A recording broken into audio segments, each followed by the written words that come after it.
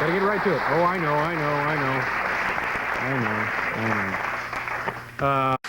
My first guest tonight is one of the hardest working men in show business. He is featured in an interview in the new issue of Playboy magazine, right here. And he can be seen in person on November 27th at the Community Center Theater in Sacramento. Please say hello to Jay Leno.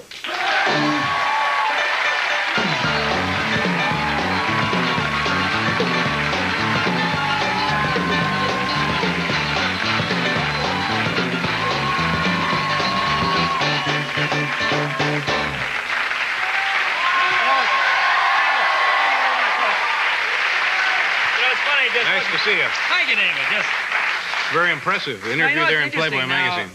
I remember now you did the Playboy interview. About a year ago, 2 years ago. A year ago. I noticed when you did it, they just, I guess, had a small black and white picture where I noticed for myself there's a rather large color shot. Large color picture, is it? Well, show them the picture. Well, I'm not the kind of guy to brag, yeah, right. certainly, but I guess they decide who gets the big picture. Yeah, I suppose that's actually, my true. favorite issue is the December issue. Why is that? The one that has all those fabulous Playboy bachelor gift items. Yeah. You know, like the 3-foot chrome shoehorn made by Swank. You know, you know something? You know, when I was 19 years old, freshman year in college, I actually sent away $14.95 for the Playboy electric swizzle stick. Yeah. You know, this thing, a little black handle Playboy emblem, 2 D-sized batteries, put it in a woman's drink, mix it. I mean, I figured women would be real impressed with this. You know, I figured I'd walk into parties, girls would go, "What's that, a Playboy swizzle stick?" All right.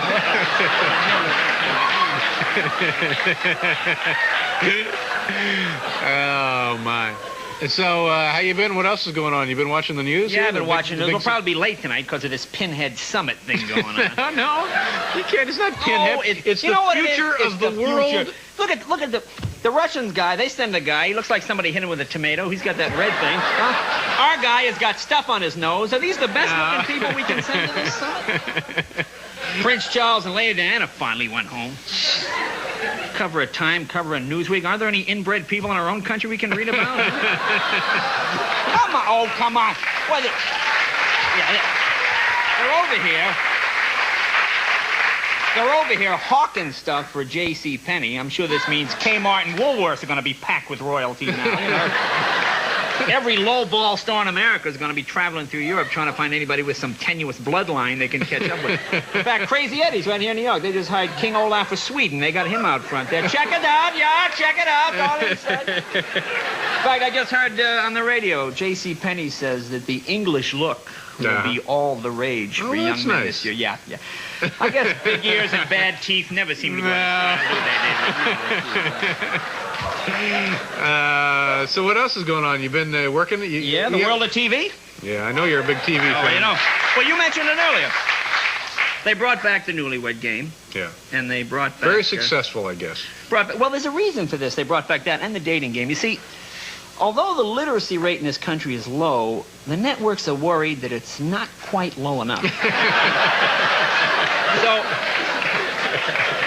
by bringing back shows like The Dating Game, what they hope to do is mate genetically inferior people. See, in the realization that they will reproduce mutant offspring, thus ensuring the next generation of contestants for these game shows. There you go, yeah. In fact,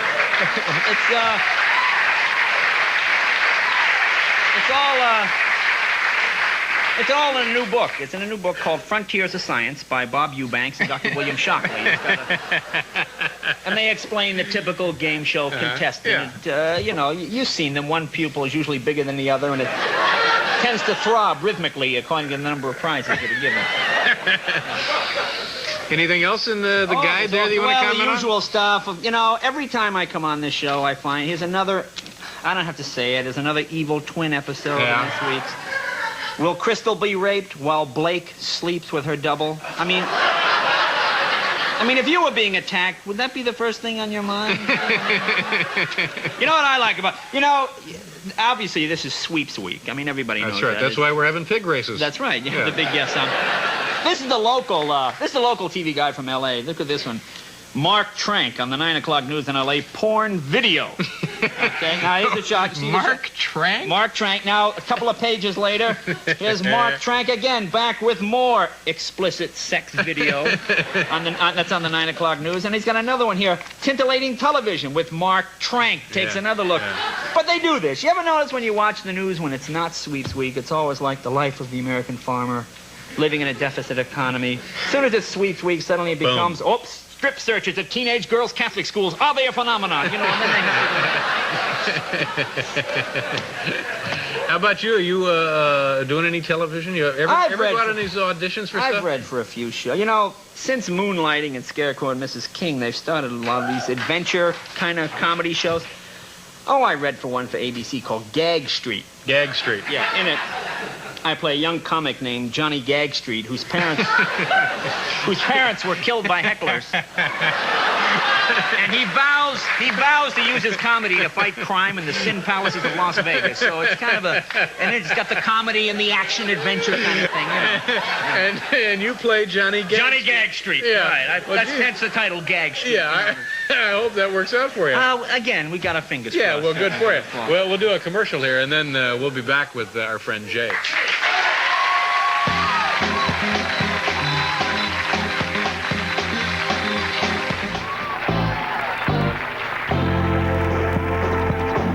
Okay, Jay Leno is here, and Edward Woodward from The Equalizer is here, and we have pig races with a woman from Ohio named Judy Herbkersman, which I think is a great name. Fabulous. No, it's a good name, Herbkersman. Well, I hope she just didn't change it when she got into pig racing.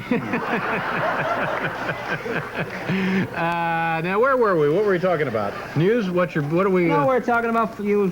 Well, audition on television shows? We talked about that already, but what do we see coming in on the plane this morning? James Bond, View to a Kill. Oh. Come on, what's Roger Moore, 71 now this time? Huh? I know they're looking for a younger, hipper Bond, Buddy Upson, very close to the role. I mean, do women still buy this? Come on, I mean, do men really feel they need a fur-lined iceberg that's really a secret submarine to impersonate? Kind of dated. I'm going back tonight, and Rambo again. I saw it the last time. I still haven't seen it. You haven't seen it? No, I haven't seen it. Oh, my favorite line in the film is when Stallone says, or rather Rambo says, you know, it's funny, when you see acting that good, you tend to think the character is the person. Yeah. It's seamless. Yeah, you tend to think it's one and the same. Yeah. It's where Rambo says, the mind is the most dangerous weapon. Is that right, Rambo? Well, you better take a couple of these rocket launchers with you, pal, and maybe a couple of Bell helicopters, a few M16s. You want to be walking around now with a .22 caliber head. They're doing Rocky IV. Rocky IV. Surprisingly, it's almost out. Stallone is going to play a fighter in this one. Oh, stretch that acting instrument to the limit, huh? But you know what's interesting, though? I think, see, performers like Stallone, like Arnold Schwarzenegger, they've opened up the acting profession to a lot of people who couldn't get into it before when speech was a major requirement.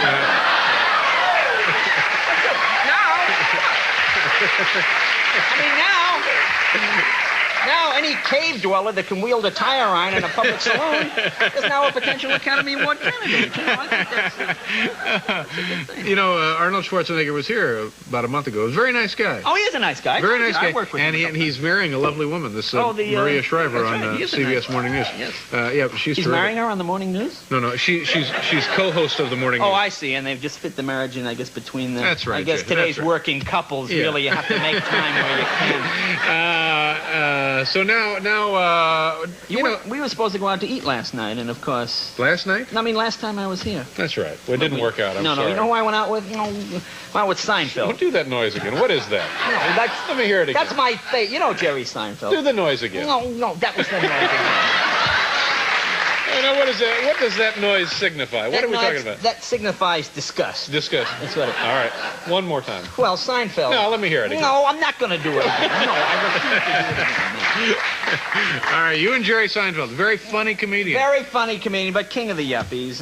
You know, it's true. You know, Jerry, he can't. I want to go for burgers and fries. He takes me to this stupid Japanese theme restaurant. Mm-hmm. You know, those ones where the guys cut the meat for you. They cook at your table and stuff? Yeah. You feel like a prisoner in some bad World War II film. You know, another piece of steak, Yankee, bing. Then they bring out the guy with the two knives. You ever see this guy? I mean, he's sitting there. He's bouncing my meat off the two air conditioning jobs. When I saw a piece of my tenderloin ricochet off the urinal, that's it, pal. I'm out of there. I'm walking. It Lewis sounds like is you on had a tomorrow prime night. table. Yeah, Richard Lewis will be here. You know, I love Richard. Yeah. Richard is the funniest man. We No. have to do something about this. Oh, come on. Lewis always shows up in those Shelley Winters moo-moos. Yeah, I know. He's very hip, very hip, Where did you stylish. get, I don't know where he gets this know. stuff. Let's see what he wears tomorrow night. All right. He bought this black jacket with fringe. He'll probably wear it. All right. What are we doing here? Do we have time for... Oh, we don't have time for a What's Your Beef? You got a real quick What's Your Beef? Oh, We're no, late I don't here. have... Somebody asked me, Quick. what are you doing on the 29th? Oh, stop it with these plugs. Are you just going to These plug are something not now? plugs. I'm just going to show you that I was going to be at the Academy of Music Okay, in that's Philly. enough. And, That's enough. Sacramento, the 27th. Okay, we'll be back after station identification.